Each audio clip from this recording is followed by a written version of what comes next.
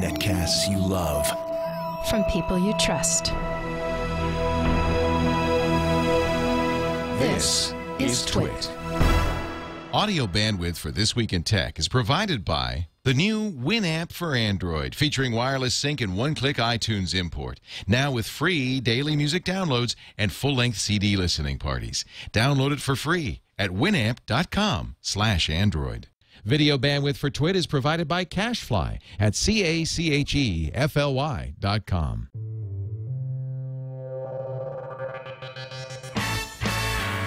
This is TWiT, This Week in Tech, episode 314, recorded August 14th, 2011. Om Num Num Num. This Week in Tech is brought to you by Squarespace.com, the fast and easy way to create a high-quality website or blog. For a free trial and 10% off your new account for 6 months, go to Squarespace.com and use the offer code TWIT8. And by Audible.com. Sign up for the Platinum Plan and get 2 free books. Visit audible.com/twit2. And don't forget to follow Audible on Twitter. User ID audible_com. And by GoToMeeting. Now with high-definition group video conferencing. For your free 30-day trial, visit gotomeeting.com. Click the Try It Free button and use the offer code TWIT. This is TWiT, This Week in Tech, the show that covers your technology news from the week beyond, and could be the week ahead. It just depends on our crystal balls. And ladies and gentlemen, no one has better crystal balls than our first guest, Rafe Needleman. He was waiting. He was hoping. He was praying that I wasn't talking about him. Best intro I have ever gotten. Thank you. I can't believe you lived with my wife, and yet you've never been on TWiT. That's correct. That's correct. She's been keeping me off it. Yeah. That's so California. Yeah. Jennifer was a roommate, was one of Rafe's roommates many years ago. In 1986. Long time ago. Yes. Yeah. And I've known Rafe for a long time, and I don't know, it's an oversight, maybe because you work for CNET, I don't know. Yeah. No, they won't let me. I mean, I had to slip out the side Did door you? to get here. Yeah. I did. Well, Yeah. it's great to have you. Welcome back. Welcome. It's good to be here. Not back. Welcome. And maybe you'll come back. What do you do at CNET? Well, I have a blog called Rafe's Radar, where I cover startups. I do a podcast called Reporters Roundtable, which is like this, but shorter. Nothing is longer than TWiT, I got to tell you right now. We just did a show with Michael Miller and Dr. David Bradley, who was the inventor of Control-Alt-Delete. I had him on my show.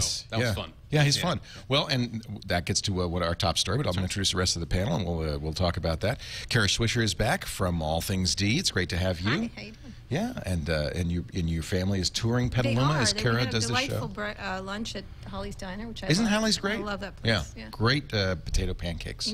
Cornmeal. The cornmeal pancakes. Yeah, but they have potato pancakes as well. But I like the cornmeal. It was excellent. We had a great time. We took the dog, and they're wandering around town. Thank you for being here. We love Petaluma. My buddy, Patrick Norton, back for the second time in 3 weeks. It's good to have you. How exciting. Yeah. Well, I had to carry somebody up here. No, that's not why you're here, though. I actually said, can we get Patrick back soon? Well, thank you. Patrick is, of course, the host of Techzilla on Revision 3 and my old compadre from the Screensavers. I have a Screensavers t-shirt. Let me see if I can find it for you. Do you want one?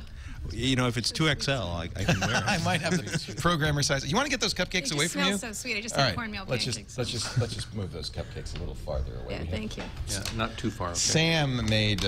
Quick, somebody put on Google Plus or Twitter that Leo's trying to kill co-hosts. Yeah, exactly. That'll spike the numbers. Leo's gone mad. He's trying to kill people. Sam, whose husband is in our audience, made some delicious... I'm getting diabetes just sitting there. Okay, John, would you... free us of the tyranny of TWiT cupcakes. Cupcake Wrangler. They have coffee. They look delicious. They not only look delicious. I've eaten half of one, and they are delicious. Also here, Malik, and that's really the guy we're trying to torture, from gigaohm.com. This is the first time in studio here. Yes, it is. Welcome. And that's how I get greeted. Cupcakes, upstage me There's by M&Ms. cupcakes. Like John. Okay, great. Thanks. We're great to be here. This is going to be one of our best shows ever. We've been really lucky since the studio opened. We've had live panels every week, and every time I keep saying this is the best show, and then the next one's the better. It's just been great. Terrific. Just seeing people in person, Sure, I think, makes it's such a much big difference. So what is it about August? There's something, so first of all, the 30th anniversary on Friday of the IBM PC. Right. Mm-hmm. The week before was the 20th anniversary of the first public World Wide Web pages. Mm-hmm. Next week is the anniversary, 9th anniversary of IE, of Internet Explorer. Mm-hmm. And there's another anniversary this month. I can't remember what it is, but this is like, is this when? Is it why? It seems like August is usually the silly season, the slow season for news, but maybe that's Linux. 20th anniversary of Linux is this week. It's actually 20th anniversary of Walt's column, too. Personal technology, which is important. See, he picked a good time to start doing a 4th column. anniversary of Techzilla. Is it really? Yeah, we've got a lot of it. Why do things launch in August? What is it about August? We were 5th anniversary of All Things D and the 10th anniversary of D conference. I don't know. It's getting it in place before the school year. Right, exactly. I got to do something before my kids drive me nuts. Let's start a new website. Traditionally, August is like the slow time for news. But actually, news is huge. It's not anniversaries, but there's tons of news. I was just astonished how much news we've had in the past 4 weeks. Tech news. Absolutely. Yeah. It's craziness, really. There you go. There you go. Let's talk about some of these things. It's the 16th anniversary of Internet Explorer, not the 9th. Although Internet Explorer really wasn't significant in the first few versions. And as opposed to now. Now it's so important. Well, it actually is, okay. It's on the other side of its success, basically. But I also remember people in the office at Windows Source. It's funny we were talking about Windows Sources. I've talked more about Windows Sources in the last 2 hours. Classic Ziff Ziff Davis magazine. Okay, but but people were like laughed. Internet Explorer, ha ha ha, and like 3 years later, Internet Explorer hits version 3.0, destroys. What was that company? How much was it valued at? Yeah, and it was 3.0 that really changed it. And they did destroy it intentionally, which was a beautiful thing. It was one of the greatest business moves in history. They gave away IE. They did. Netscape was a paid product. Let's give away IE. We'll cut off their air supply, and they did. Yeah. And I think this one way of looking at it is that Netscape killed itself. I don't think Internet Explorer killed it. They had the lead position, and they could have done the free Internet Explorer. They could have done free Netscape, you mean? Free Netscape. Yeah. And they could have done, a lighter, cleaner, easier to use product. And they didn't do it. And they went out and did all sorts of other crazy things. I was there. Yep. That company was a disaster. Is there a lesson for Firefox, for the Mozilla organization? We're seeing a repeat of Same that, thing's happening, right? isn't it? Well, it's a different. I mean, they were just a different logic. They were at the top of the companies in Silicon Valley. Yeah. Mark Andreessen and Jim Barksdale. I also covered them for the Wall Street Journal, and it was just a very heady time for them. And I think the combination of the attack from Microsoft and their own inability to focus their business was both. It didn't help that Microsoft was coming in with a completely free product. I mean, they could have theoretically done a free product, but they didn't have the genes for it. I mean, they just raised all this money, right? And they were trying to show that they could be a new software company and make money selling the product. Not a lot of software was given away in 1996. Exactly. It was a totally different era. And there wasn't the business model that there is now with Firefox. I mean, Firefox is free, but they make it up on the back end with the Google deal. Right. That didn't exist. Right. So how would they have survived otherwise? They were going into the servers, mail servers, all those kind of things. They had all these other products with the enterprise-related products. I think managing people's internet access at that time was a big deal for companies, right? So they lacked the vision that if we control the internet, Microsoft had this vision. If you control, he who controls the internet, he who controls the spice. Yeah. Exactly. Yeah, exactly. Makes the money. But Microsoft hasn't held up on the Explorer too. I mean, so it's good to have all this competition in the browser business for one. And technically, AOL killed the Netscape browser. I mean, they bought it later and then didn't do much with it. In the intervening years, when Chrome jumped up, all kinds of things jumped up. So they certainly could have stayed in the game. They just didn't. There's a little modern irony because Microsoft and others accuse Google of doing the same thing with Android, of giving away Android for the same reason, to undercut iPhone and Windows Phone and BlackBerry and Nokia. There are some metaphors, yes there are. And it works. It's working. To an extent. To an extent. Is it reprehensible? Is it bad for consumers? They've got some issues around patent issues, though, so it's well, not that's quite been the fun same to read thing. about. But isn't Very that why serious. that attack's going on? Because that's the only way that they can stop this Google giveaway? Is it bad for consumers? You can get a smartphone for like $90 now. Here's the theory about it. It's great for consumers. Here's the theory about it. You give it away until you dominate, and then you stick it to them. And then somebody else comes along and gives something else away. Wait, are we talking about AT&T or Android? But that's the idea. AT&T has never given us anything. Yeah, for free. This is a family podcast, so I can't really speak clearly about That's AT&T. not quite true. AT&T funded Bell Labs, which gave us the chip, and thousands and thousands That's of a technology. very good point. Let's not go there.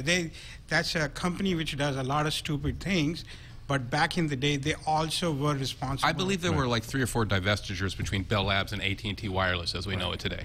Well, just because they have the name AT&T doesn't mean they are really that AT&T. It's a different company. But It's a different company. Android patents are very serious. Yeah. They're very serious issues. They're not just to get Android. They seriously have borrowed, I'm going to say it nicely until they get correctly sued, but they've borrowed some patents that they don't have rights to. Who has? Google? Google has, and that's why they tried to buy the Nortel patents, and that's why they're, you know, that ridiculous diatribe from David Drummond a couple weeks ago, I guess it was 2 weeks ago, where he just sort of whined about Apple and everybody else. Yeah, the one where he said that they're trying to stifle us by buying out the patents because they can't compete with us for real, and then all of a sudden...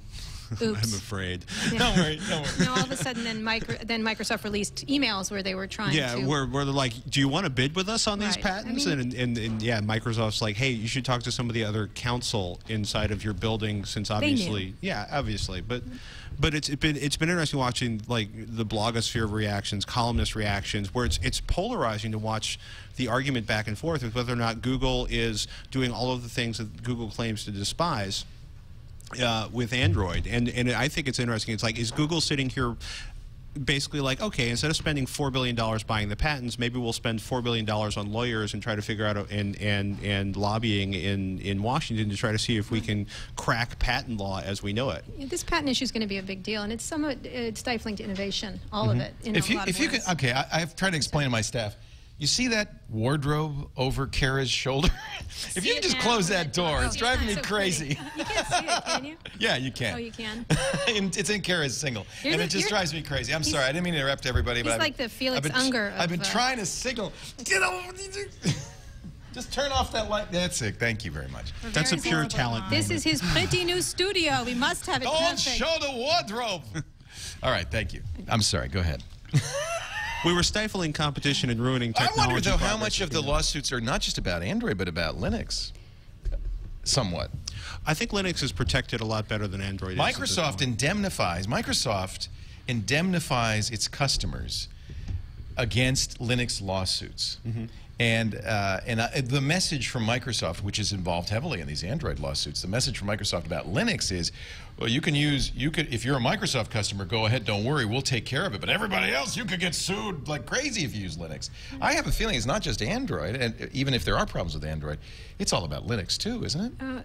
Yeah, I think the entire thing is going to be, I think, one of the most important stories around these patents. And I think a lot of, including myself, don't have as much patent law background. Nilay Patel has been very, I think he's done a good job. He's an attorney by training. Yeah. He writes, of course, for thisismynext.com, and he's done a number of articles about software patents.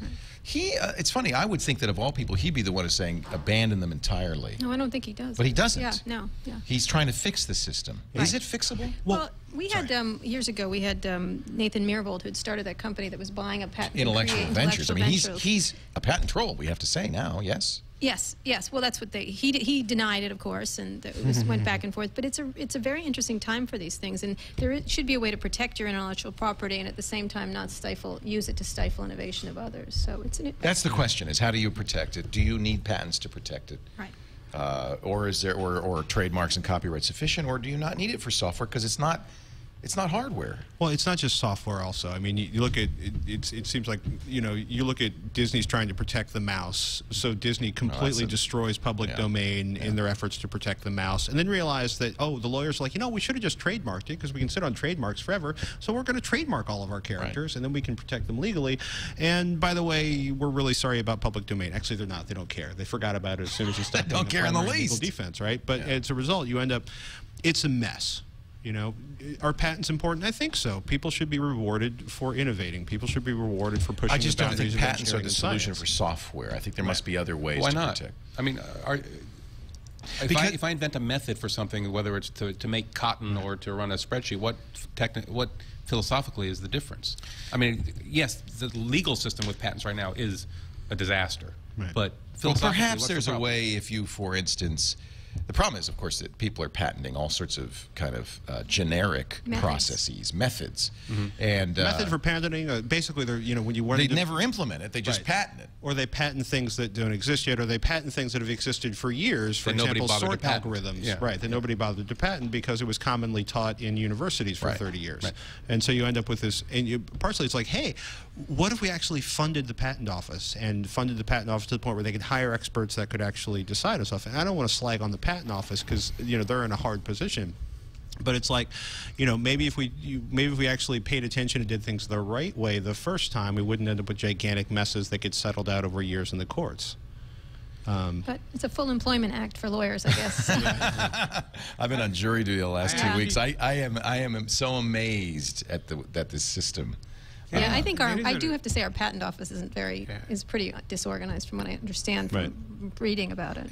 I think we could do something similar to what the open source has done, is essentially companies create a pool of patents, and a not-for-profit group running a pool of patents, and companies like Google spending money, buying patents, submitting it, and then giving it to this open source foundation, and essentially using that as a way to circumvent all the problems.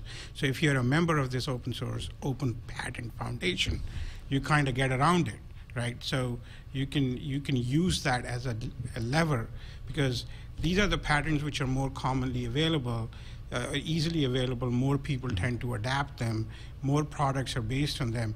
That is one way to fight it. Like, I don't know how the rules are going to change, but how about creating a new model of using the patents? I think that's more achievable. Almost like Larry Lessig did with Creative Commons as a way to address copyright. Right. Creative Commons, the Linux Foundation has done that, and the Apache Foundation is a good example of that. I think people need to kind of think in those terms and say, what are the alternate solutions? But there's still, that's a really great idea to create this separate system for people who want to play in the system, but then you've still got Intellectual Ventures and other companies sitting on these gigantic patent portfolios, which are purely, weapons of mass destruction. And that's the real question: is what a burden on innovation does that present, right? Well, that's huge. But would such a system that you described work as kind of you've got your WMDs that are funded by your lawyers and Intellectual Ventures, and I've got mine, which are owned by the Commons in kind of this open source patent pool. Could those things exist in the same world? I don't know. That's really, that'd be cool. I'm just throwing it out there. Really, Smart people. Creative Commons can coexist with existing copyright licenses and public domain licenses. Well, but it's another kind of license, right? Yeah. Basically, everybody involved has to play nice. And in terms of no. But let me tell you how long this has been a problem. Neeli, in his article on This Is My Next, quotes Thomas Jefferson, who was the first head of the patent office, besides being our third president, in 1790. He argued against patents, once calling them embarrassments to the public. He worried that abuse of frivolous patents is likely to cause more inconvenience than is to countervail by those really useful. In other words, there's been a problem since 1790. So we should actually go back to Shakespeare and say, first, let's kill all the lawyers. Kill all the lawyers, and then move on. Linux 20th anniversary, IE we talked about. Let's talk about the PC in just a second. 30th anniversary on Friday, August 11th, 1981. The IBM PC shipped $1,500 for the first PC, about $7,000 in modern money, and you didn't get much for $1,500. We'll talk about that. And for those of you old enough, your memories of 1981. But first, I want to talk a little bit about our friends at GoToMeeting. We've come a long way since 1981. GoToMeeting is, of course, the great online meeting service that we've used here at TWiT for practically every meeting for the last 5 years. They've added a new feature that is mind-boggling. I just love it. They call it HD Faces, and you've got to try it to see. You're still having these online meetings where you can share your screen, but now you can have as many as 6 video feeds. High quality, crystal clear, really good quality, right there in with the screen sharing. It transforms your online meetings because, as you know, seeing somebody's facial expression, seeing what they're thinking, their raised eyebrow, their curled lip, this all is of value in a meeting. If you're pitching a client, to be able to see their body language while you're pitching, for them to be able to make connection with you and see your face, worth so much. And now GoToMeeting has this incredible HD Faces technology. good news, you can try it free for the next 30 days. You can really see what I'm talking about. For Mac or PC, here's what you do. You go to gotomeeting.com, G-O-T-O meeting.com, click the Try It Free button. Use the offer code TWiT. You'll try it for 30 days free. Throw a meeting. Just enjoy yourself. You know, call a client, call a colleague. Say, hey, we got to try this. I want you to see me. Call mom. Go to meeting.com and then use the offer code TWiT to try it free. Try it free for 30 days. It's really fantastic. Even if we're not going to use the faces or the screen sharing, whenever we have a meeting with colleagues or vendors or whatever, we just say, we'll start it with GoToMeeting. It's very easy. You click the button, sends out the email invitation, gives them a conference bridge that they can call, or a VoIP line, or the video line, and it just couldn't be simpler. I just love it. GoToMeeting.com, offer code TWiT. 1981, you remember when maybe, are you old enough to remember the IBM? Yes. PC? It wasn't the first computer. No. I got a great note from a guy who was the editor of Interface World at the time and was invited to Boca Raton, along with a lot of other press, to see the PC when it first was ready to ship. That Skunk Works down there. Yeah. They moved everybody out of Armonk down to Phil Estridge, or Don Estridge and the company. And he said one of the things that irritated the journalists at the time is IBM's co-option of the word personal computer. Because it wasn't the first. There was Apples, there were Altairs, there were PC versus Ataris. Mac is ridiculous. I mean, they're all PCs. Exactly, yeah. And yet, I know. 30 years later, a PC still means a Apple Windows III computer running on IBM compatible. Could have been the Junior, could have been worse. The Apple III was out a couple years before. Oh, absolutely. And that was their attempt at a business computer. Horrible, remember? Well, no, I had family that VisiCalc running on early Apples was a game changer, to use a really irritating phrase. That was the first killer app, right? Because it was actually, for a lot of people, it was a business computer. Right.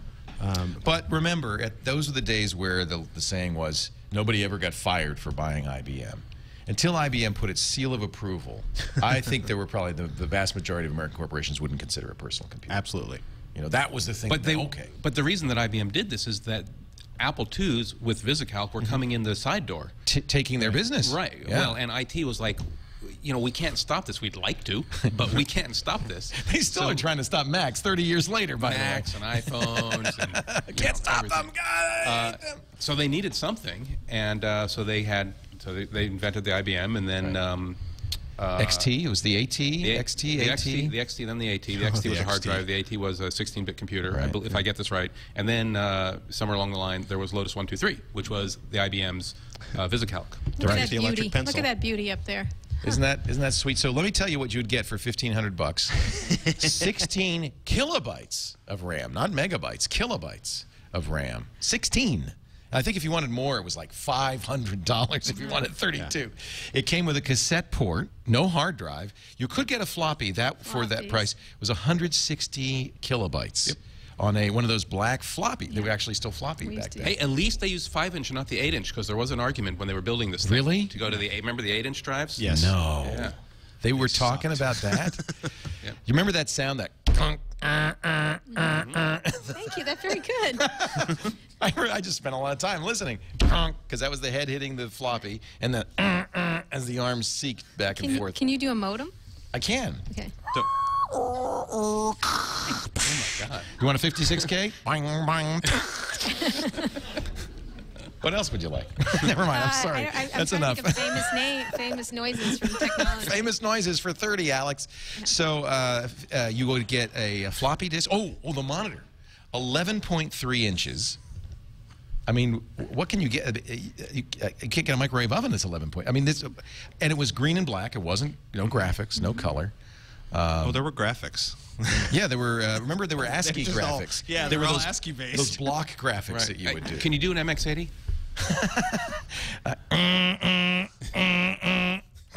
That's the printer, right? The Epson MX80 printer. Yeah.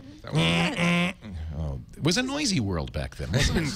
Well, and the keyboards. I mean, let's not forget. I mean, they were emulating. Yeah. They were emulating the feel of a Selectric, which As was well a they should have. quasi-mechanical product. And which was these a great, keyboards, great typewriter. Anybody who writes for a living or started writing on a Selectric, just still like, I have a bucket. I have 7 Alp Swish-based IBM classic keyboards because I want to make sure. He didn't want to lose them. There's like there's multiple vendors who make them now. It is still, I can type faster and more happily on one of those. All right, let me tell you something. I bought a couple of weeks ago actually a Unicomp keyboard, a Model M. It's like an IBM Model M keyboard with modern key layout, which was different back then. The control and the caps. So that way Dan Farber knows you're working because here's. No, but here's the problem.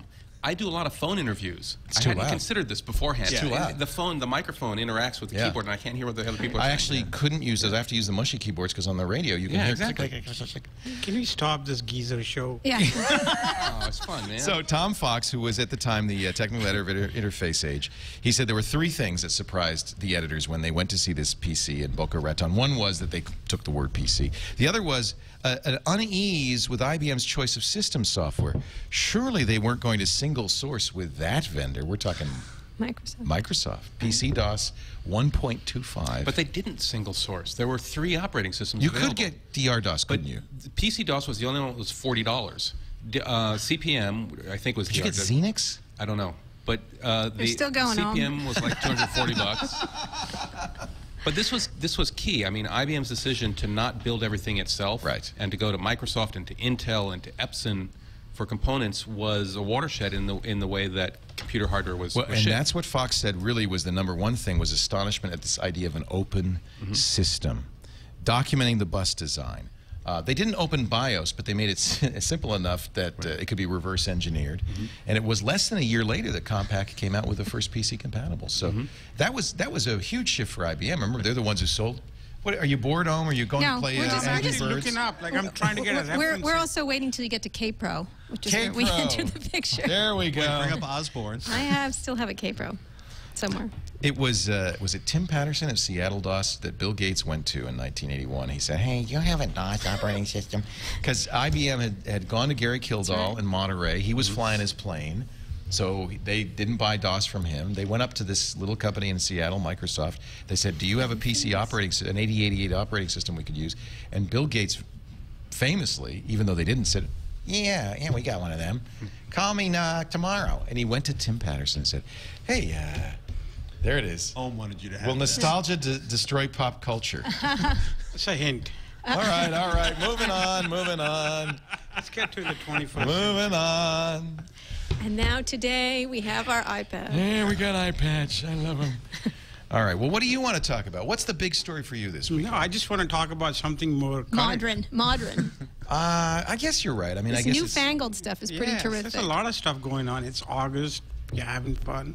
Okay, enough of the 20-year, 30-year, 16-year history. You know, don't remind me I'm old. Oh, I know. Google Plus has games. Really? Yeah. Oh, sorry. Just lost that. I thought this has games. Nintendo has games. Well, what do you think? Now, this is actually kind of a surprise to me because this is... You could have made the argument that Google's social network, Google Plus, wasn't going after Facebook. It was just kind of... Really? Hello. Until you see the games, and now it's pretty obvious. Until you see Google and had nothing Plus. better to do, you could make that argument. Yeah. Really? You don't think this is going after Facebook? Yes, I do now. We think the first... I think that when You think it was obvious? Yes, of course. But boy, when you add these games, I mean, this is... What is Google's interest, though, in games? I mean, are they going to put ads in here? Why games? Facebook has games. We should have games. Exactly. Really? It's something people do on social networks. It's actually a big part of Facebook. Yeah. People use And games. you can see I have underneath the I've been game joking stream. that- These are people I follow, and this is like the nice thing that they did that Facebook doesn't do is they segregate these game updates into a separate stream. Thank God. Well, what can Google do with those? They can put ads in, which they obviously will do. They can sell them and take a cut and make it less than anybody else. They can take a cut of virtual currency. They can make it possible for me to get a better high score than Scoble in Angry Birds. Yes. Yes. So. There and you they go. can What's get more? they can get people to stop using them on Facebook. They can Right. the usage More of Facebook importantly. to go down, which is I mean everything Facebook has they're going to replicate. What's missing now? What do they need to do next? They've Audience size. I'm sorry. Audience size. Audience size. Yeah, that's right. People. User base. User Well, base. but that's actually a real question because the real people who use Facebook right now are not the technorati that use Google Plus. I don't think it's how a do you get them to using move Google over? It's Plus. actually, they have a wider base. I think we just wrote about it's more suburban. A lot more people are trying Google Plus than you imagine. This is the suburban crowd? Well, yeah, there was a story earlier this week. I think it's on one of your lists. I think we read it, that the suburban crowd is actually more than the college students. You know, you live in the suburbia. Yeah, this is suburbia? This is ex-burbia. Walk down the street, people are like they're plussing.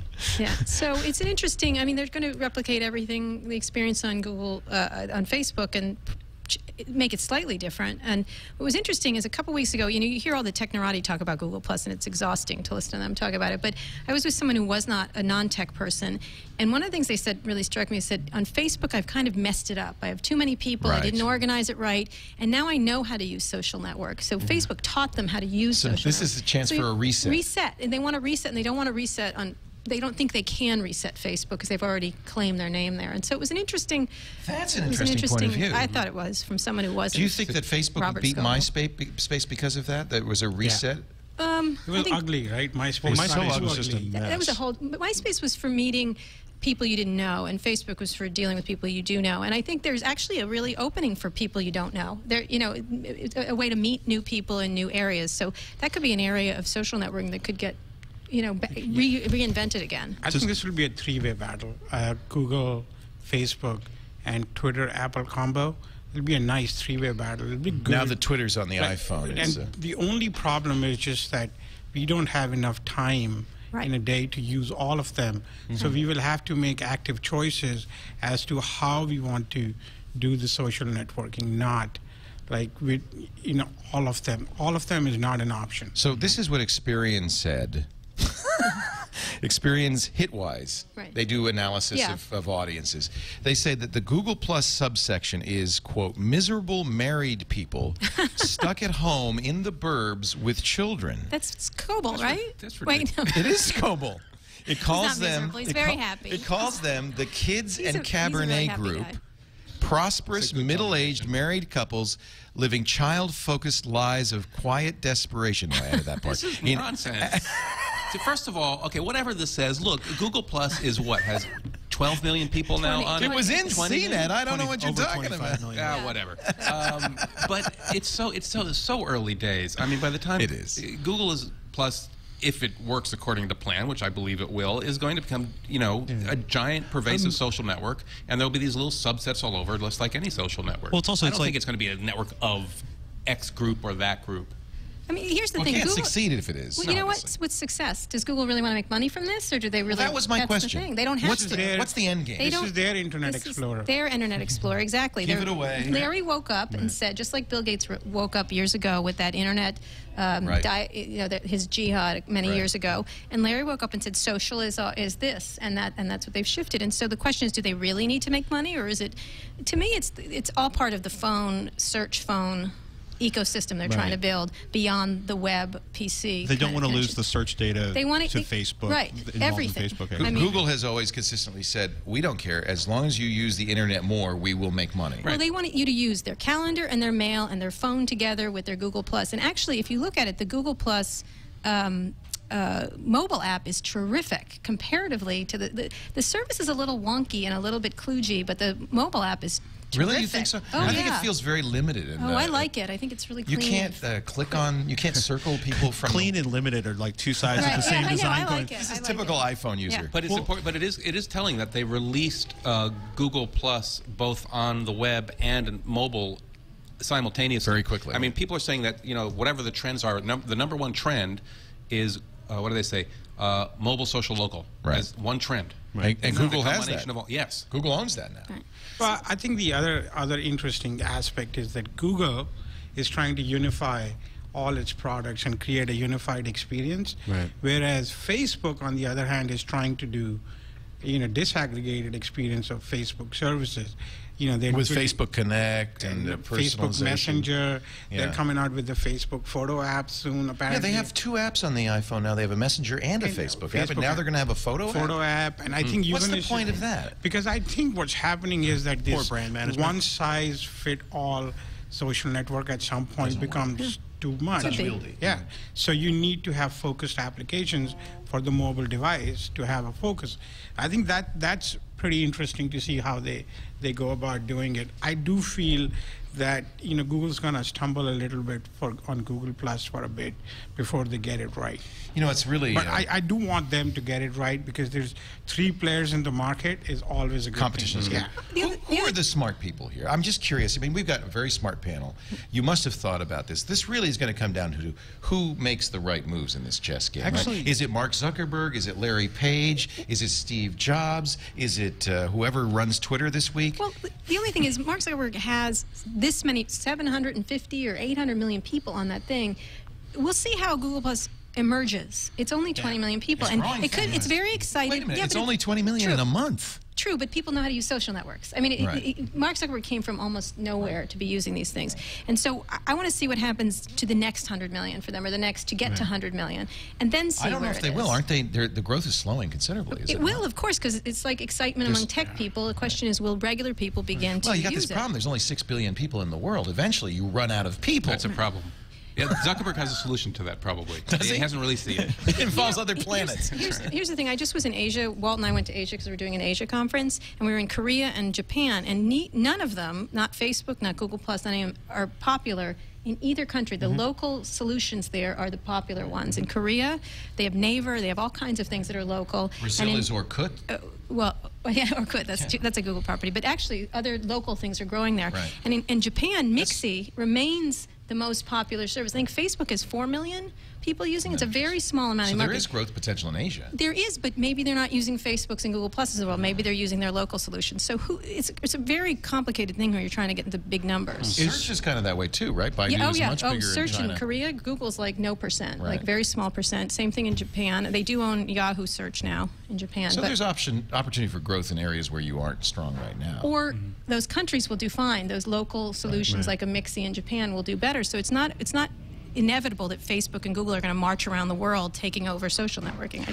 Is it possible that Facebook will follow are social networks disposable if they get unwieldy enough? Can Facebook possibly follow MySpace into obscurity? It's possible. I mean, we've seen it before with MySpace and Friendster that the cool kids will abandon a social network when it becomes slow or bogs down, or there's and part of that is the perception that it's not cool anymore. Right. And I think Facebook has crossed that barrier.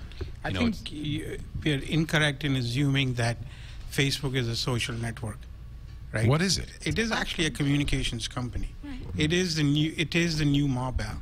I think people are not, they're focusing on the wrong things on that company. We focus on the front page of that company, of that service, whereas what really is their business is connecting people and finding ways to figure out what is the things we like or things we share or things we do, and build basically advertising solutions based on it.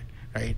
I think Facebook Messenger is a good example of them trying to be a communications company. And they have 750 million people are the identity now, is Facebook. You look at, you can't log into any app now without using Facebook Connect. I mean, they're just becoming pervasive in a very strange sort of a way. So speaking of Mabel, what do you think of their relationship with Skype? How important is that? It's pretty... it's a pretty close relationship. Their relationship with Microsoft, Skype, is part of the whole, it's their version of the web, right? Which is, they are controlling it as a communication channel. I think that's what scares Google more than anything else. It's not how many friends you have which scares Google. It's if you are communicating through the Facebook communication system, you don't quite need Google in that environment, because you're going to suck in all the time away from Google into this, the threesome. Facebook is dialed. And then what if Facebook, for example, just putting this out, what if Microsoft handed Bing over to Facebook? That would be it. No, it could be, and they use search on Facebook using Bing. There could be lots of things that Facebook could do to get into.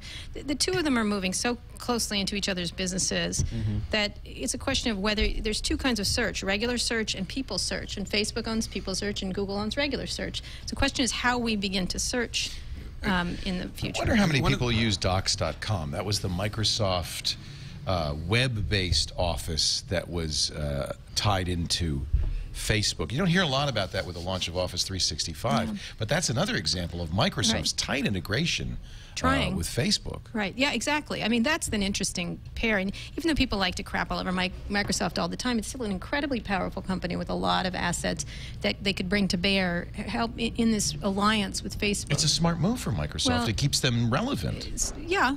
I mean, they're doing some relevant things. I I mean, guess Connect is terrific. Yeah, you know, I the guess they've phone got is not that bad. It's not the worst. It's just Well, not. It and wasn't they've done the first. same thing with the phone that they're doing with Facebook. They've joined with Nokia. Right. It's, again, attempting to keep relevant by partnering. And the other thing is they have tons of money. I can't go there yet. But I do think Windows that's right, Mobile 7 with Facebook is as powerful as Google. Twitter and iOS. Yeah, and it's the same kind of relationship. I think it's still like, you know, you look at the Facebook video powered by Skype, there's going to be some interesting stuff happening there. I think Facebook is completely thinking differently about the web. They are years ahead of everybody else, in my opinion, on social. And there's one thing you cannot forget, that Google's social efforts are run by two guys who can leave anytime, right? I mean, not that they will. You're saying Vic Kundrota and Bradley Horowitz? Yeah, because they work for the company. They're not the founders. They're not Larry and Sergey. Mark is just there. Yeah. Like, he's not going anywhere. Right. Like, and just like Jack is back at Twitter, he's not going anywhere. So to get back to my original question, these guys are what powers it, is his brains. Yeah. Like, look, the Twitter DNA and Facebook DNA is all social. They have had few years to think ahead of Google. Google has great people. You know, I think Bradley is one of the smartest people at Google right now. And like, but Larry and Sergey, I don't think they are convinced entirely on the whole social thing. There is a lot of lip service there. I still don't buy into it. You don't go from, you know, one day, you know, you're not really a social person, and like 12 months later, you're a very socially aware It's company. like Microsoft and the internet. I think it's so apt. Very That's similar. such an apt and you know, parallel. I think what Om is talking about, a bigger idea, is that these focused founder-based companies, of which most of tech companies are still today, when we're only 20 years into it, really, of the web itself, and these founder-based companies, Jobs at Apple, Mark at Facebook, Jeff Bezos at Amazon, and Larry and Sergey at Google, it's a very powerful thing if Mark's just focused on one thing and they're focused on, I don't know, what aren't they focused on at Google? You know, self-driving cars? Cars. You know, although that's cool. I don't make fun of that car. I think that's pretty cool. I'm not making fun of their car, but I they mean, do have a if you lot of think about it, interests. I mean, they've got a lot of irons and a they're lot of interested fires. people, so that's why they're like that. But they mostly search is what their business is still. And so the question is, can you really, if one company is completely dedicated to one thing and another company has dedicated to several things, it's who wins there. It's an interesting question if they can. And is it important that the founder, that the visionary, the original guy be there? Totally. I think so. Yeah. Obsession's really helpful when you're making products. Is that what happened with Microsoft when Bill Gates left? Yeah, I think a little I mean, bit. Steve Ballmer's no Bill Gates. That's He's a obvious. he was an early founder. He really was a founder in a lot of ways, and they certainly have an interconnection that was important. But he doesn't have that vision. He's a sales guy. He's not the tech leader, which tech leaders are really important, and that's why you see trouble at certain companies and not trouble at others. It's not just tech. Like tech, but Starbucks. Starbucks. You know, Howard Schultz comes back. Companies starting to do interesting things. You know, Coffee's more drinkable again. Well, I don't know about that, but not all of us are always within walking distance. No. That's not true. Like I started my business in a Starbucks, so I owe them a lot. But coffee's not that great. But there's a thing. You have to have an obsession. You have a long-term vision. You build big companies. You have a near-term vision. You're going to build some, you know, tiny little company. You know, Jeff Bezos didn't start this company today. He started it, you know, 16 years ago, and he's still not even done. Like he's like, it's obvious. He's still, you know, like tablets. Like, why are they thinking about tablets? So they have this. Big founders, big winners, big idea guys have this grand vision of the future. They want to rearrange the web and the world according to how they see it.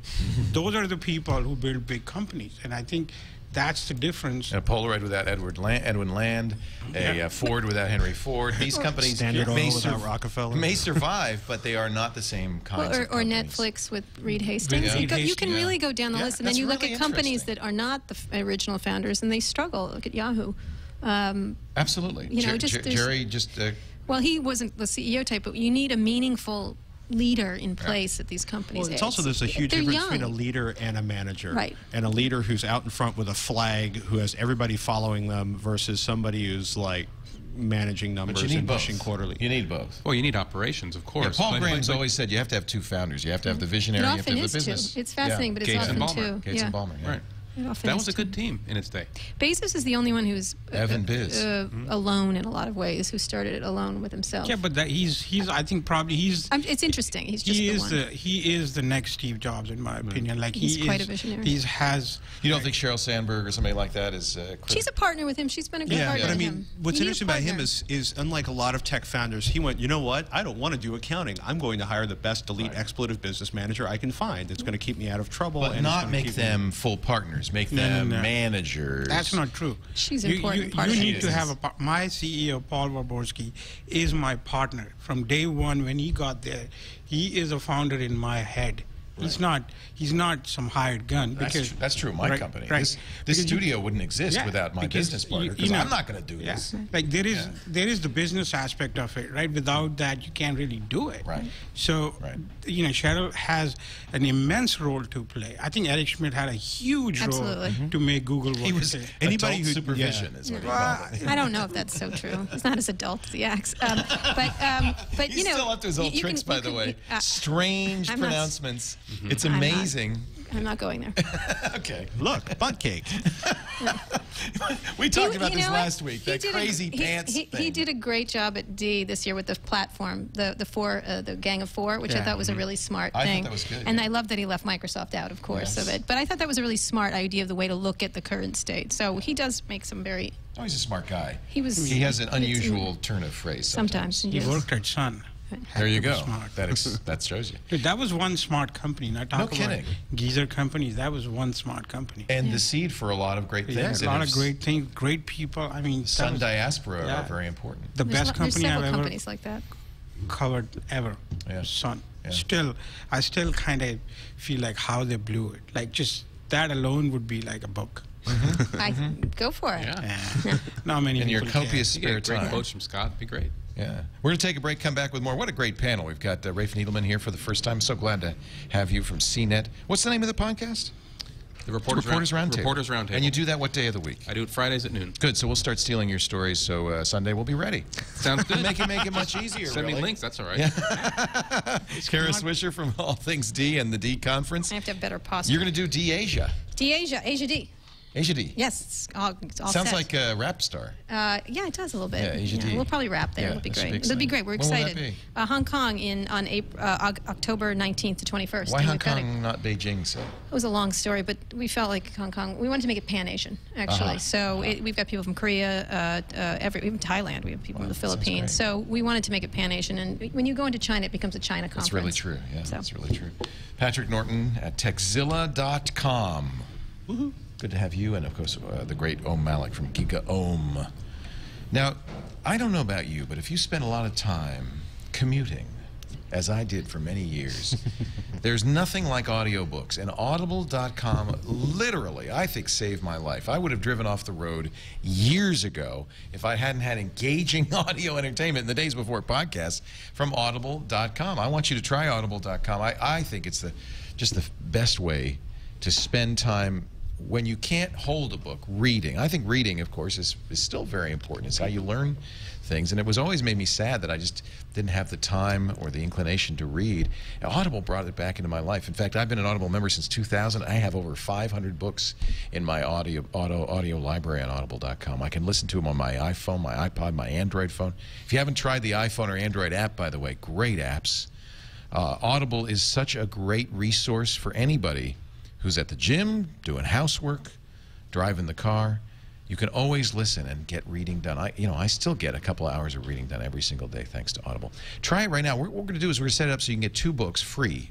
So you really get a sense of whether Audible's the thing for you. Audible, if you go to audible.com/twit2 right now, you'll be signing up for the Platinum account. That's the subscription that I use. It's $2 a month. And the first month is free, so you can get 2 books. You can cancel at any time, pay nothing. And I don't know where to start. There's so many. This was a great book that is now being made into a major motion picture. I don't know how it's going to be as a motion picture, but Boy, if you like baseball, Moneyball was an amazing story. The story of how Billy Beane was able to... It's the Oakland A's is the team Oakland you're trying A's. not to name. Yeah, well, the good team. I'm a in the Bay Giants Area. fan. I'm sorry, but It's Billy okay. Beane made the A's what they were by avoiding conventional wisdom, using stats to find players that nobody else wanted, and yet make an amazing team. The Art of Winning an Unfair Game. You know what's interesting? Since this book came out a few years ago, every Major League Baseball team now uses these Moneyball techniques. I can't wait to see the movie. It's a lean startup ideology. It is. It is actually. It is. It's the lean startup ideology. Another movie coming out very soon. I like to listen to the book before I see the movie because it makes the movie come to life in my head, and it doesn't spoil the movie. It just enhances it. Whereas seeing the movie first often does spoil the book. I've got to be honest. This is a great book. Really good dramatization, by the way. This is some of the audio books on Audible are not just somebody reading a book, but they actually act the book out. They dramatize it. This is probably the best example. The Help by Catherine Stockett. Great movie out right now and a really, really good book. I can go on and on, but I'll tell you what. Why don't you try it? Go to audible.com, browse around. There are 85,000 books. Pick 2, then go to audible.com/twit2, and they're yours free. I know you're going to love Audible. Audible.com/twit. I'm kind of tempted to read David Mamet's book. He went from being, he kind of went crazy. I don't know what happened to David Mamet, but he's become this crypto-fascist. His new book is The Secret Knowledge on the Dismantling of American Culture. It's like an Andrew Keene-style book, I guess. Anyway, I love to listen to this stuff too. You know, you gotta hear from all sides. Audible.com/twit2. Give it a try. This was a story, and maybe you guys, because you're all in San Francisco, have more to say about it than I do, but I was kind of shocked by this story. I guess it's now been a couple of years ago, BART police shot somebody, and it was very, very controversial. He was a 45-year-old guy, basically was lying down at the request of the police, and they just came up and they shot him. And there may well be more to the story. The police officer was acquitted. It was a controversial shooting. But it was very controversial. Saturday, there was going to be a protest on BART during the busy evening commute. Actually, I guess it wasn't Saturday. It was Friday. Or no, I'm sorry, Thursday, this past Thursday. BART made a very interesting choice. They shut down cell service in the BART tunnels. Now, we should put this into context for everybody who doesn't live in the Bay Area. BART is Bay Area Rapid Transit. It serves a huge area of Northern California. It's not just a city subway system. It's not Muni. Muni is the equivalent of the New York City subway system, except unlike the New York City subway system, Muni doesn't actually run very well. It's mostly... a lot of it's above ground. But BART is underground. It goes out to the East Bay, the South Bay. It really serves the whole region. Right. It is fantastically run. It is a fantastic means of mass transportation. It's really more like light rail than in an inner city transit system. So they have tunnels. They were able, I guess the cell service in those tunnels is provided by BART. It's spotty, though. Actually, it happens to be spotty. But their theory was if we cut off cell service, they won't be able to organize this protest. Which was crazy. Yeah, well, obviously they were studying Iran and Egypt. Yeah. I mean, it's insane in this country for something like that to happen. It's just ridiculous. Is it censorship? It's stupid. It's stupid. It's actually a lot like the Patriot Act. It's stupid. It is political theater. It is delete expletive. It is. We can all go back to. I can go run and get a flag and quote Benjamin Franklin. But it is an incredibly poorly thought out idea. BART police chief said this isn't about free speech. It was about safety. Yeah, when a politician or somebody in a public role says this isn't about X, then it is for sure. Exactly. Yeah. Now, you're right. the thing that's so fascinating about this is that arguably this isn't illegal. It's just really bad. It's just a colossally stupid idea. They own those wires. Well, although it's a public agency. I mean, the cell companies put the wires in under contract or something. I'm sure. BART made the decision to turn them off. Right. And they took responsibility for it in their own statement.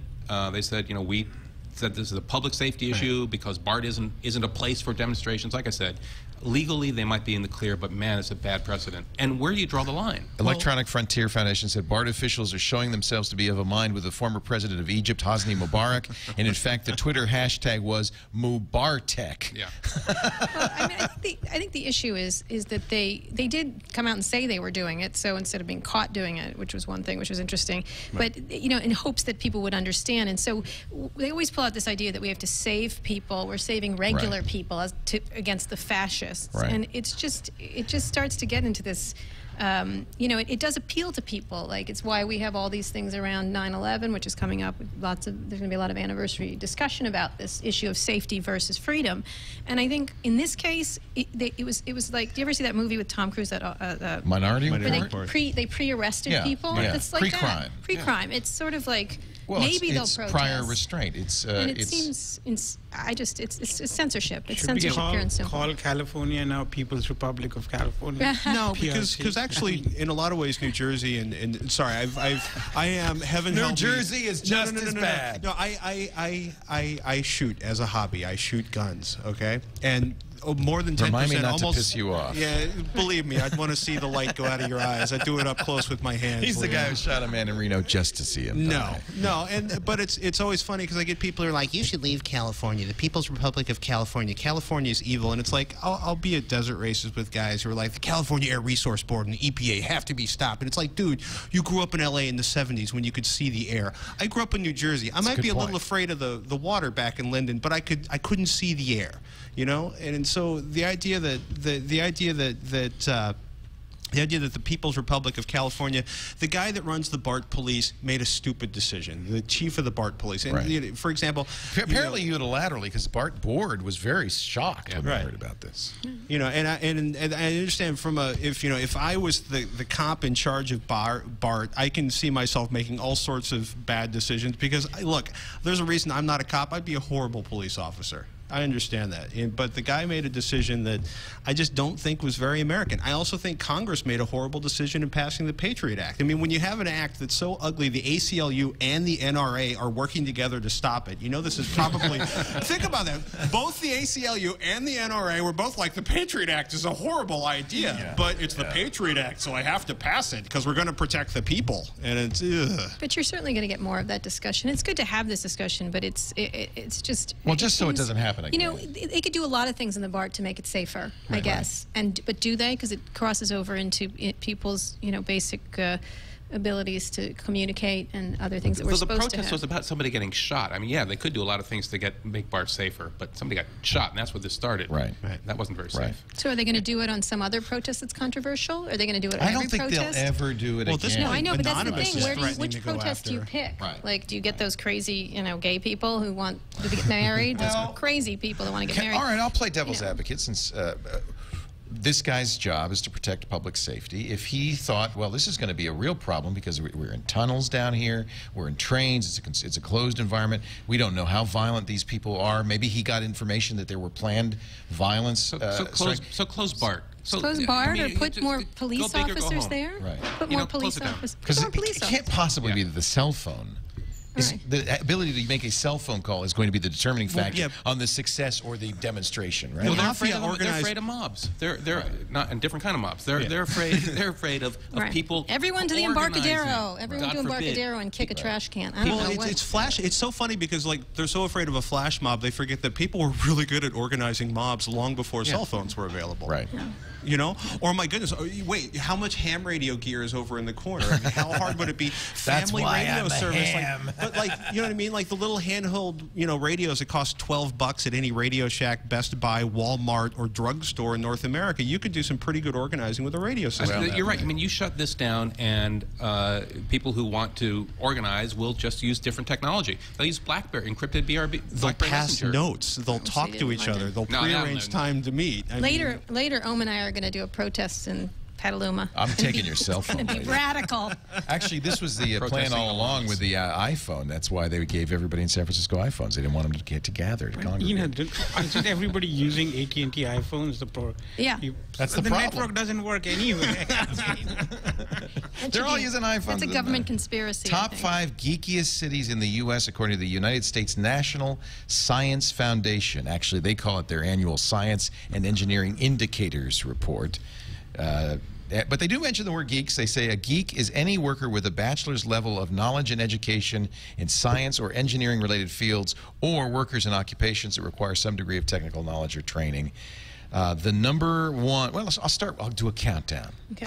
That story is like 20 pages long. I didn't even get to it. It's 20. You know what? I hate it when they do this, and I know that none of your publications do this. It's a slideshow, which guarantees they get 20-page loads. And 0 people actually seeing and the nobody ad. sees the actual. Like boom, boom, boom. Yeah. Number 5, Durham, North Carolina. 15.5% of the workforce are geeks. Makes sense. Yeah, the Raleigh-Durham Triangle, very geeky. Number 4, this surprised me, Huntsville, Alabama. NASA territory. It's NASA. 16% are geeks, 32,000 geek workers. Framingham, Mass. That's supposed to be on the old Route 20. Lotus. Lotus, huh? Lotus? Route 128. Lotus is Route 128. That's what I mean. But Lotus is still around? Yeah. Well, IBM bought them. Okay. But it's Route 128. There's lots of stuff. Yeah. Huntsville Framingham. is interesting. Megan went to space camp there once with Larry and Sergey. Wait Pierre a minute. Omidyar. It was a long time ago. How old were they? They old enough that they shouldn't be dressed up as astronauts. But This was after Google? no, right before she worked at Google. That's It was hysterical. Larry, Sergey, Pierre Omidyar organized it. Oh, that's great. Elon Musk was on the trip. That's I just think. bizarre. It was Okay, quite a group. that's just weird. I have a picture I'm keeping for blackmail. Did they have to wear like spacesuits? They had their own spaces with their names on them that Pierre got made. Oh, I want this picture. Yeah, I have Come it. on, you got to share it. Yeah, I promise not thanks. to tell anybody. No. Number 2, she said no. I was invited, and I said, You they have didn't go? I said, do they have a 4 seasons? I can't possibly go unless there was one. No, they did like drop themselves in pools, and they did like swirly things. No. Oh, the centrifuge. They did all of it. Where your face goes. Yeah, yeah. That's what you want is the picture of No. Larry like this. I'm going really fast. Yeah, they did the whole thing. Number 2, Boulder, Colorado. Yeah, Mork and sure. Mindy. Mork and Mindy. Oh, that was Denver. And there's lots in Boulder. 17% of the workforce is in the geek professions, 28,000 workers employed. The number 1, well, this is obvious, number 1 geek city in America, San Jose, Sunnyvale, Santa Clara. We know it better as the Silicon Valley. 18.2%. So that means 1 in 5 people you meet in Silicon Valley is a geek. Yes. The rest are geek support personnel and spacesuit manufacturers. 165,000 workers in the science, technology, engineering. This comes as and a surprise to all of us. Yeah. Shocking. We've never met a geek. I watched 20 freaking slides to get you that information. Thank you. Number 17, Bloomington and Normal, Illinois. But not for long if Michael Bloomberg has his way by Right. establishing the technology campus in New York City. Oh, really? Right, yes. Didn't you read about that? I think it's Tell me about that. hysterical. That's I mean, San I've written Francisco's that only story number like 10 times. San Francisco's only number 19. Yeah, it's- Only 9%. That's because there are people who are doing other things. Not really. 20% cafe It's like cafe 90% people baristas. not working. Baristas. There's Baristas. It's very big in baristas. Ann There's Arbor, organic Michigan. selling of kale, Kale is Things very like that. huge. How much are you Cupcakes. knocking my organic? Yoga. I work at the Huge farmers cupcake. market. yoga, cupcakes. Boston, number 15. Palm Bay, Melbourne, and Titusville, Florida. Whoa. Again, NASA. Number 14. I only know Titusville because I had to go there on a vacation recently. Did you wear a spacesuit? I was so unhappy that we went there. I tell you, Why did you go there? Megan likes space. Megan loves the space. Ames, world. Iowa. I sat in the car and cried. You could have gone to the Kids. beach. I got to go to Miami Beach. That was mine. Space camp. I said immediately, I'm like, we're driving to Miami Beach, South Beach immediately, with the gays immediately. Anyway. Moving to Miami. Austin, Round Rock, number 12. I don't want to do any more. I'm done. Can we just move on? We're going to move on. We're going to take a break. Whenever this is a rule, by the way, it's like Moose Turd Pie. Remember that song? You need a referee's card. Yeah. Anybody Big who yellow card, the complains- subject. Anybody who complains about the stories gets to come up with the next story. No, that's not my job. Oh! I'm just here to say, He don't wants, do to, this. he wants to get to Apple. What do you want to get to? Well, good. Yeah. In that case, our next story will be about temporary tattoos fitted with electronics. That is a great idea. Okay, I have tattoos, but they're not temporary. I have 3. Are they fitted with electronics? I don't hope They not. could be. We could retrofit them. Actually, I see you have one that's cute. It's a I little have heart. my 2 kids. Little heart. Little hearts, L and A, and then I have one on my leg. That's all right. You don't have to show Yeah. us. That We'll take it. Oh, here. There you go. Look, With there the it is. direct link. So each kid, you got a little tattoo? Yep. Right on the jugular vein there. Yeah, What right is there. that? Yeah. It's an L and an A, and then this is making pancakes one morning. But Sure it And is. that tattoo Let's take a break and talk about Squarespace.com. hooked right into Google search. What? What? I was going to talk about the Google search tattoo. Google search tattoo coming up. Google. Something you want to stay tuned for. The Google search tattoo. Actually, can you type in fields and you make money every time? No, just think. Just think. Just think? Yeah. Oh, okay, I'm looking for this. Find me that. And it just gets reflected. You know what really is the most disturbing ad campaign ever is that horrible Microsoft Bing campaign where people just seem to sort of go crazy and start spewing I like terms. That. You like that? Yeah, I do. I think it actually disturbs me. Did you see the one where the two of them are two people? I think it's for McDonald's. They're saying the same word at the same time. Where are these ads? There's a bunch like that. I need to watch more TV. Was this on Glee? I had to get off No. of HBO. I don't know. Two people saying the same thing? Yeah, it was a copy of actually, oddly enough, Chris Sacca's brother did a comedy act like that once, and McDonald's seems to be boring. Chris Sacca's brother is a comedian? Yeah. Chris Sacca is a well-known venture capitalist. And a comedian. And a comedian. Chris is a comedian too? Oh, yeah. Have you not? Like a stand-up comedian? See, he is a guest you need or to he's just have. funny? He's very funny.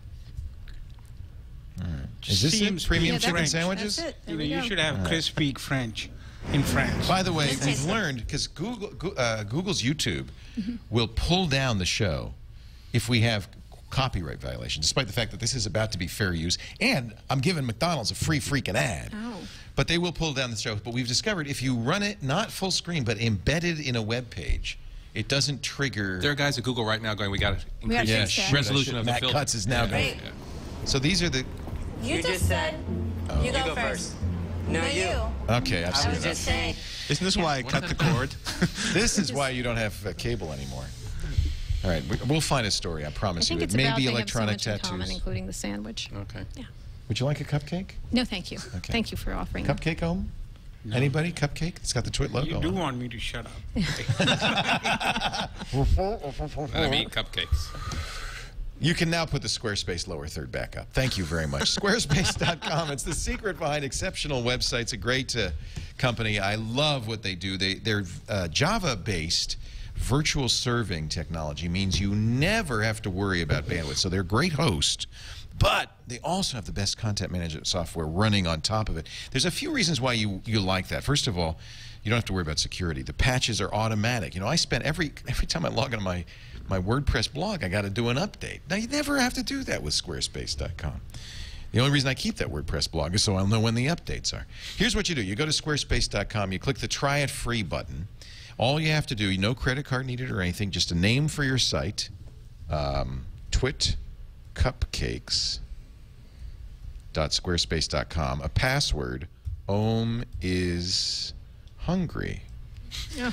And an email address. I am hungry, though. Yeah, see, well, that's it. Thought Now you we're were gonna. gonna have lunch. I'm gonna create this. Now, look. By the way, I've told you what the site is and what the login is. Now, I'm gonna demand the TWiT audience get to work on this site and create a site that will entice Om into eating these cupcakes. No, he can't eat cupcakes. It's unhealthy for He him. does want me dead. Okay. No, he has diabetes. Okay, so I'm not coming create a back here. site that Listen. explains why Om should not, Should not even eat consider cupcakes. these cupcakes. No. Om wants He- to live. He wants to live. Or suggest Yeah, how many Kara's cupcakes? next tattoo. Okay, TWiT I am cupcakes- getting a new tattoo. So Okay, please so do that's that. good. So we'll have TWiT cupcakes at squarespace.com. I'm not sure. The password is Om is hungry. Email address, you don't need to know that. You can go in there. Get to work, kids. Meanwhile, while they're working on this new Squarespace site, and I did this just to show you how easy it is to create a Squarespace site. Notice we didn't even need a credit card or anything. We just created the site. Just go to Square. I'm going to do this again. It has to be gluten-free and sugar-free, first of all. Okay. Okay, which is The tattoo? vile. No. The cupcake. The cupcake. What do you eat? Food, healthy. Food. Okay, I'm just checking. This has a great iPhone and iPad app. It makes it not really sugar. easy to post content, to check your stats, to moderate comments. By the way, you can have an existing site and move it over very easily. They support all the big APIs, movable type, WordPress, TypePad, Blogger. Oh, and just like the Google Data Liberation Organization, you can get your data back out anytime. It's a two-way import-export, so you're never stuck. Great templates, beautiful photo galleries. They've got forums. They've got form building. This is the best. If you're looking for hosting, if you're looking for content management, this is the place. Squarespace.com. And by the way, if you use the offer code TWIT8, try it first for free. But if you decide to buy, use the offer code TWIT and the number 8, TWIT 8, no space, and you will get 10% off for the first 6 months of your new Squarespace site. Squarespace.com, offer code TWiT8. And there it is, ladies and gentlemen, the first iteration of the twitcupcakes.squarespace.com site. Nom nom nom. Can you upload a picture? I can. Oh, dear. Please put some pictures up there. Reason number one, they are delicious. Oh, I'm looking for gluten-free cupcakes. In fact, gluten Okay. isn't even Kale good. This cupcakes. is gluten-free. So again, no cupcakes. twitcupcakes.squarespace.com. The password is Oma's Hungry, and if you've got a recipe for gluten-free cupcakes, oh look, Giga Om Nom Nom Nom. I'm telling you, this is the best way to do a site. Squarespace. Now with bean sprouts. .com. Yeah, bean sprouts. See, those are good for you. Yeah. Oh, delicious. No. Offer code TWiT. I like bean sprouts. This is not my last appearance. Unless I actually kick the bucket, which is... You're not going to. You're in good health. Yeah. You're taking No, care no, of no, yourself. just You like- look. By the way, you look great. You look great. You're feeling well. Oh, great. See? Oh, Not what nice. has been seen cannot be unseen. Now, what I'd like to know is this for Om or is this Kara's next tattoo? Oh, yeah. Yeah, you should have that. That is a big picture. Temporary tattoos fitted with electronics make flexible, ultra-thin sensors. That's interesting. I don't think so. Is it NFC? I don't think I want that. Near field? That looks like it's been burned into a someone's pretty one. skin. Well, There's the then- cupcakes themselves. I'm getting a dancing lady or something. I'm What like, is it? What is Dancing it? lady. something like that. I don't know, something pretty. Like a Twitter A bird. twit. I think a twit thing. I'll get What's a your Twitter handle on there? So this is an article at the Great Ars Technica in the Nobel Intent column by Kyle Niemeyer. That looks like that new Jason Timberlake movie, In Time, where they put the time they have left on their Time arms. code. That's Time a code. great... Is It that a looks good- like it's going to be an It awesome... looks like Logan's Run. Yeah, I know it's Logan's Yeah. Run, but it looks kind of better because it has better cars. So. There Or is even actually like the mercury in the plastic tube I they like the use whole for the thing. little cars in Logan's there was Run. a Yeah, I great did, yeah. a great little movie. It was an indie movie. I don't think it went anywhere. Where you would get an implant into your wrist and it would show you the date and time you were going to meet your one true love. And if you Oh yeah, yeah. yeah, it was a great movie. Yeah. And then if they had to have one too. And they had to meet at the right time. And then you'd meet and your eyes would lock and then you would know you'd met your one true love. Sponsored by eHarmony. They're doing some interesting things with this, but it's a boring story, so I'm going to move on. But that movie looks good. Did you know it was the 30th anniversary of the IBM PC? No, we heard that. Why don't go into it? Apple is now bigger than Exxon. Oh, come on. Speaking of Who dumb cares? stories. How about this? Carbonite public IPO. You wrote this story on the worst, Oh, geez. the worst possible day. Yeah. They went to, Actually, the day before would have been even worse. they Tuesday. went public on the Nasdaq on Yeah. the day that the Dow Jones lost 500 points, right? No, it was the day after. It was the day after. I forget David what it was. David Friend, who's a friend, they're a sponsor, sent me a note saying he would have had a lot of fun, but he thought maybe we could have done it on a different day. Might have been. Yeah. So they originally planned to raise, I think, $122 million in their IPO. How much did they get? 62. Ow, that's gotta hurt. Yeah. And you know what? It's a good company, and I think But that it's a good company. I like Carbonite. Okay, The service of it's the a good company. You don't like them? I don't know anything about I don't use the product anymore. I used to. First of all, I think the service is behind the time, if I may be honest here. Okay. Because it's just an insurance play. It's just backup. It doesn't do any of the cool stuff that Dropbox or SugarSync or any of these things do. It's just backup. Right. And Apple's going to eat their lunch. With Apple's iCloud. iCloud, Dropbox, Google Docs, Mesh. Mesh, Carbonite. I SkyDrive. don't see it. Okay. Plus, their S1 is kind of a mess. I mean, this company has never made money, ever. They're running out of money. They need it to go that's public. bad. Yeah. Oh, that's bad. The thing is, they They actually need this, went they back need up this money. 30% in the next couple of days. Really? Yeah. I mean, they need this money. Somebody from Carbonite out there? Sorry. They need this money in order to spend it on marketing so they can get more customers and lose more money. Good, because you know who gets some of that money? Yeah, they're a sponsor. Oops. Let's move on. No, I don't mind. Okay. You can. No, I think didn't that's cover him, he important. not my That we be sponsor. honest about whatever. And they That's never interesting. will. I didn't look at their S1. Now, the battle rages between you and everybody else. All Me Things and D everybody said, else. No, well, there are others. There are others that say October too. the latest rumor is that September, 4th or 5th, 7th, that Apple has an event coming up. Yes, they do not. But you say they do not, that it will be say. October. October. That's what John Pechkowski wrote a story saying this, Right. and I was reiterating his story, which he did a couple weeks ago. It's about 11 days ago, that it was going to be in October. the iPhone 5 launch was going to be coming. And then we got caught in the, is it an announcement or a launch? Is it a launch or an announcement? Right. Is it jobs there or not? And then it was stupid. I made a stupid remark to Arnold Kim, who's a very nice guy, because I had gotten... He's Mac Rumors? He's terrific. He's a great guy.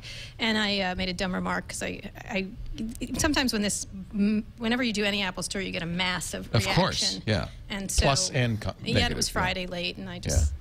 I shouldn't tweet ever this on was a Friday an excuse, afternoon. merely an excuse for you to embed U2. Yes, exactly. The beautiful October song, which is one of my favorite songs. But that's really the only reason you wrote this yes, article. Exactly. No, I wanted to reiterate John's reporting, which he spent a lot of time nailing this down. So you believe that that's accurate? At this moment, yes, it is. You never know what Apple's going to do. You never know. This is based on our reporting, and we've had pretty good luck with stories on Apple in general. Is it sources within Apple that are key for this? I can't tell you that. It's we believe, Walt and I know who the sources are, and we're very happy with John's reporting. John calls it sources with knowledge of the situation. Yes, or could be AT&T. It could be AT&T. It could be anybody. Will a new iPhone? It could be Malik. High on cupcakes. I don't know. No, it's not on Malik. Would it be a joint Verizon AT&T announcement, or do you think they won't do that? That we don't know about. So nothing we don't know, we don't put in the stories. Right. So all we know is that the event will be in October. The event will be in October. I don't know if they're going to pre-announce it. They might pre-announce it. They've done it before. They could. The actual launch event of the is coming. There's a little out for you. So they could announce it on September 7th. There's no out for me. We believe that everything is going to happen in October. And if it happens in September, we were wrong, or they changed it, one or the other, and that's fine. We'll say we're wrong. What are we talking about? Apple. It just goes. The thing is, launch? this stuff goes. It's fascinating that one company gets so much attention about just an event date. I know. The fact is, there was a fight over a rumor of whether it would be September or October for a launch of or an announcement. I'll tell you why it's relevant. Right. Yeah. No, but it's relevant because there's a lot of people who are trying to decide, well, should I hang out with this old iPhone? I think most people will hang out no matter what. But what's interesting about it is that I think there's a lot of stock speculation around this stock too. So you never know where anything is coming from, and anyone who's covering it, including us, have to be super careful about what we're saying about it. And what's most important is what is in the iPhone 5, what's it going to be, what's in the iCloud that's supposedly coming, which we believe is also coming. How's that's going to... The products are what matter, and we should focus on the products and not on... Well, let's wait then, and we'll talk about it when it comes out. Exactly. I kind of agree with you. I don't really care. Well, I do not care. I just think Apple really attracts gigantic amounts of attention for almost anything it does, including... It is remarkable. You have a picture of its really campus. Cool I was looking at the campus. Which is actually... That's neat. Cool. It's the spaceship that landed in thing. Cupertino. It actually reminds me of the Pentagon. Well, I want to know how many years they've been sitting on this property. So looking at is it 125 acres? Yeah. They bought it huge from facility. Another tech. I bet you they bought it Disney style, where all the shell companies, a little bit here, a little bit there. Nobody knows what's going on. But no. It is. As near as I can tell, it is one big ass former orchard or something. Right. It is a huge chunk of property. As is most of the stuff in Silicon Valley. Right. It's also pretty cool looking. It looks pretty wild. Did you read this? This was a exclusive from broadbandreports.com. Apparently, the FCC accidentally posted. It's not an exclusive. It was not. Reported Who got the somewhere story? else. I think it was Wireless Week. Okay, we'll give Wireless Week credit then. One of the groups of lawyers working for AT&T accidentally posted something. Yes, on the FCC website. Whoops.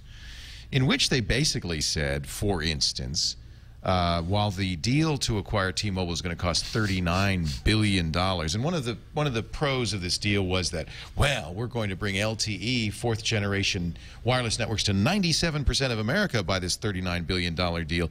It pointed out in this letter that the cost of bringing that coverage to 97% of America, if they were just to do it themselves, would be $3.8 billion, 1/10 the cost.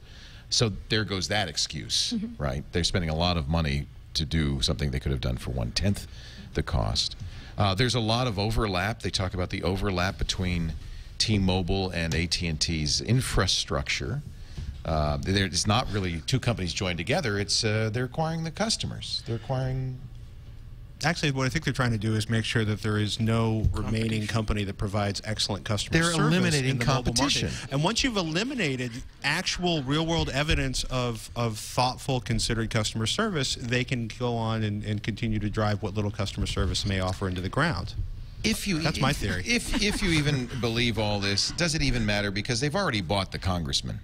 Yeah. So, you know. No. They spent Allegedly $11 million. bought the They spent $11 million lobbying to make sure that wireless internet was not going to be regulated by the FCC. Right. That was the $11 million last year. Now they have another $11 million to spend on elections this year to buy the congressman. Just what I don't understand is why these congressmen get sold for so cheap. They should be charging. I mean, this is a thousands of dollars. They go, yeah, whatever you want. They're spending $39 billion. Come on, take at least 3.9. I think take it has to do 10% of the cut.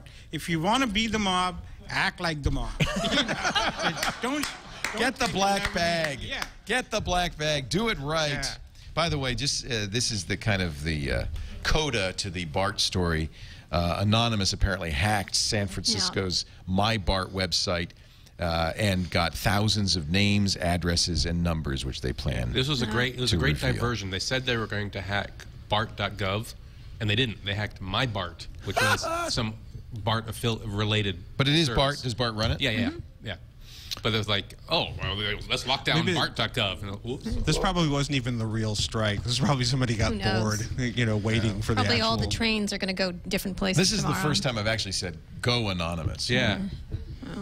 Obviously a man that does not commute on BART. Yeah. Well, I guess so. Is the people who are on this site it was their information? See, that's not good because then they're revealing the victim's information. Yeah, that's not cool. That's not cool.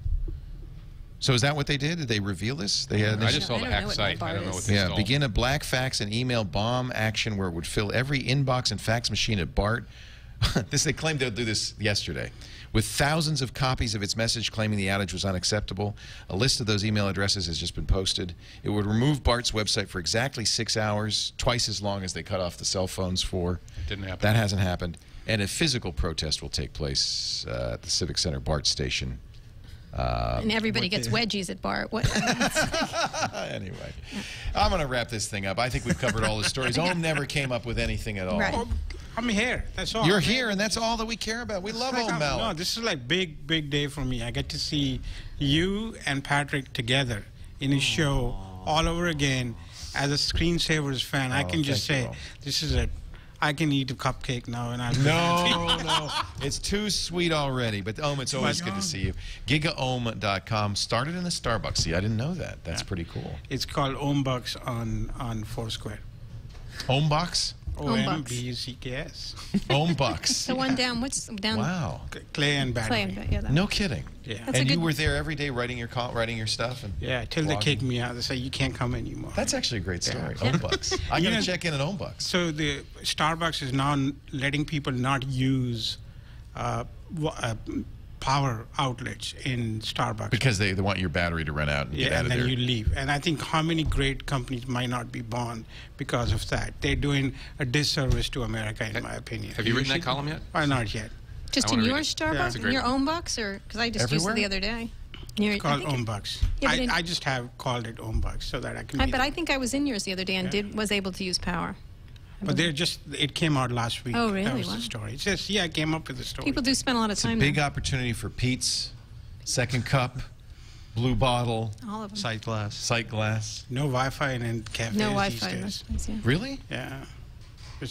The trend is not. Because they don't want people sitting there. Well, if you have camping like there. 22 college students and would-be startup people not actually buying anything from the You know what? cafe. We're going to give free coffee and cupcakes to anybody who wants to use our Wi-Fi here. If you want to start a company, we've got plenty of room in the brand new TWiT Brick House Oh, studios. wait. There's a certain business manager that's now. Like, No, I having think we hard could do a time. little cupcakes mini coming. co-working space here, and space allow. Use our Wi-Fi. Have cupcakes. You should sign up on Loose Cubes. There's Airbnb. Is there a place? There's Airbnb for business. There's co-working? Loose Really? Cubes. They're a Loose couple, like, Cubes? Yeah, I Oh, did a that's story great on it. idea. It's a really cool idea. That's a cool idea. You should read Rafe, man. Just don't invite him. Yeah. That's a great idea. We don't need to invite him. Yeah. Just read his column. It's all there. You Please. can use our Wi-Fi. We rented something from Airbnb next week, so There you you can come go. there if you'd like. Oh, that's cool. Yeah. That's cool. Kara Swisher, thank you for coming all this way. No problem. allthingsd.com. It's a pleasure. And it's always a pleasure to see you. And thanks for bringing the family, too. That was fun. They'll be back soon to play your video games. We have a new game console, arcade console, which we're so happy about. Yeah. I had to like drag my kid's like nails. It's MAME, but it's got like 800 games Yeah. on this like real console. Yeah. Who made? What's the guy's name so I can give him credit? It's Joe Joseph Huckabee. Huckabee. TWiT Arcade. Yeah, he made this TWiT Arcade machine and brought it yesterday. And Yeah, it's been the biggest time sink ever. I'm leaving my 9-year-old here till next week, and I'll come back next week. It'll be great. So thank you, Joseph, for doing this. Thank you, Rafe Needleman, for making it down here or up here. I hope you'll come back. I might. Cupcakes. All right, cupcakes. Yeah, I'll come back. And to my old pal Patrick Norton, so good to see you again, and hope we'll see you next week for our grand opening.